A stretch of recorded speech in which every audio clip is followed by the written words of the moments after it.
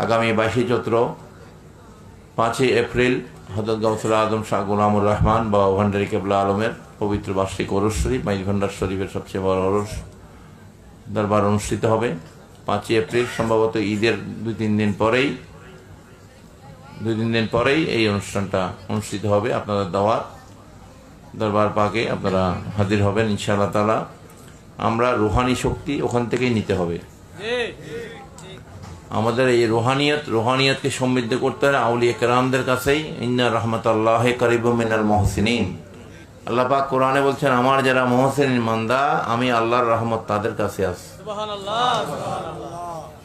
এই রহমত, নিয়ামত, রুহানিয়ত এগুলাকে সমৃদ্ধ করতে হলে আমরা ওই জায়গায় যেতে হবে। ওয়াকুনু মা সাদিকিন, আল্লাহ সাদিকিন বান্দাদের কাছে যাইতে হবে, যেখানে হিংসা নাই, বিদ্বেষ নাই, গীবত নাই, হানাহানি নাই, ভাঙচুর নাই,